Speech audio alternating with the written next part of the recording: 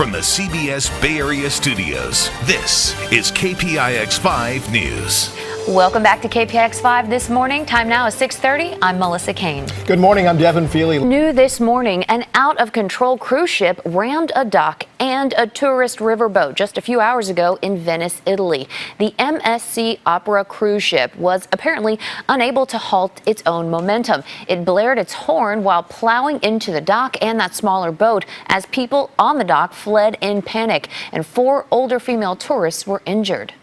Some top Italian officials are already calling for cruise ships to just be banned from using that canal. Investigators are looking into what caused an explosion and fire at a chemical facility in Santa Clara. It happened about 4:30 yesterday afternoon at Air Products and Chemical Incorporated on Norman Avenue on the city's north side. The explosion reportedly happened as plant workers were filling a big rig tanker with hydrogen gas. Workers tried to use the emergency shutoff valve, but it was damaged. There are no reports of injuries. So it's not like you and I when we're fueling our car up, standing right by the pump. So they were a distance away, which is why they weren't actually injured from the explosion. I just heard a loud explosion. It was like a grenade went off, and it just shook my whole van, and I've seen guys running. Now, some businesses in the industrial area were evacuated as it took about an hour to put the fire out. Now, firefighters say that hydrogen burns invisibly, so they had to use thermal imaging cameras to make sure that the flames were completely out. A few tankers were damaged in that fire. And a woman was killed after plunging down a waterfall at Lake Tahoe, and she was from Benicia. Investigators say that Dina Espinoza was in one of the pools at Eagle Falls in Emerald Bay yesterday when she lost her footing and got swept by the fast-moving water. She was reportedly taking photos at the time of the accident, which is being investigated by the State Parks Department. Presidential politics have come to San Francisco this weekend with 14 candidates in town for the state Democratic Convention. Yesterday, an event with Senator Kamala Harris was interrupted when a protester rushed the stage. The man was later identified as an animal rights activist. Harris was talking about gender pay equality when he took away her microphone and wanted to talk about a, quote, much bigger issue. Security guards took him away and Harris was able to resume her talk. Now, earlier, she and other candidates had criticized the president. He obstructed justice and then hired an attorney general to clean up the crime scene. We need to begin impeachment proceedings, and we need a new commander-in-chief. We will break up big ag. We will break up big banks. We will break up big tech. Now, meanwhile, New Jersey Senator Cory Booker said the 2020 campaign should be about common cause and common purpose, not just about defeating the incumbent president. Presidential candidate Bernie Sanders spent part of his Saturday in downtown San Jose. He laid out his plans for expanding Medicare, increasing the minimum wage, and free tuition at public colleges. 1 out of 5 Americans today, people who are sick, people who go to the doctor and get a prescription, cannot afford to fill that prescription. Brothers and sisters, that is insane. We're going to end it. We're going to cut drug prices in half in this country. Bernie Sanders ran for the Democratic presidential nomination in 2016 against Hillary Clinton. He is running again as a Democrat in 2020, even though technically he is an independent. He is the senator from Vermont. While at a convention, Governor Gavin Newsom expressed skepticism about a proposal to tighten state rules on vaccination.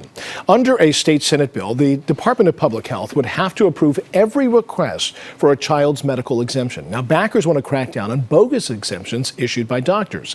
But yesterday, Newsom said that as a parent himself, he doubts that bureaucrats should be intruding on a doctor-patient relationship.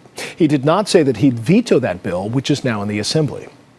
State regulators have proposed doubling a fee for Uber and Lyft rides from 5 to 10 cents per ride. The money from the fee would fund California's new ride-hail services for wheelchair users.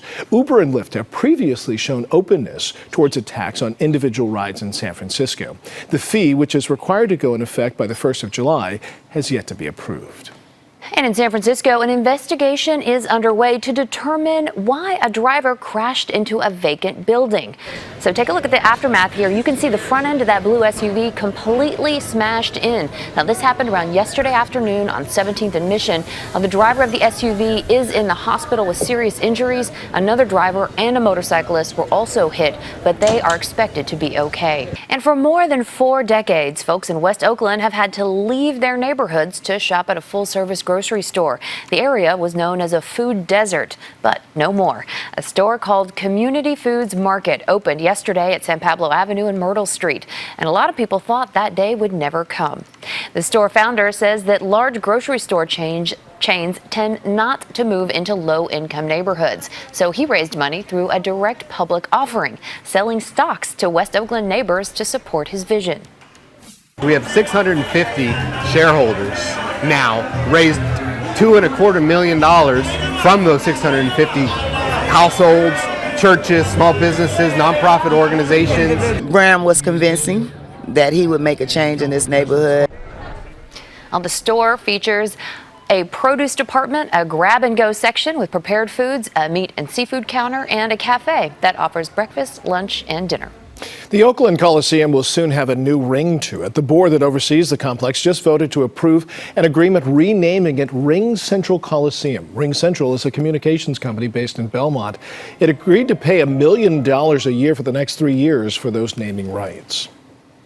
Advocates are making their thoughts known in Dublin, marking Gay Pride Month at City Hall.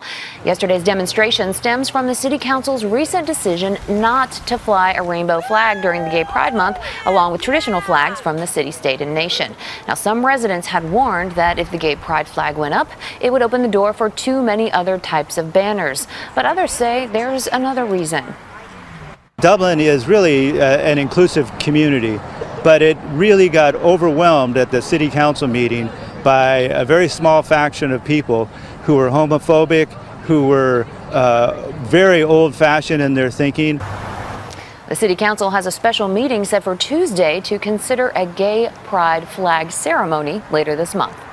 And teens in Alameda County got a chance to dance the night away. The Hayward Lombardi Youth Project marked its 25th annual gay prom last night at Chabot College. The event welcomes gay, bisexual, transgender, and straight teens to enjoy the party in a safe, chaperoned space.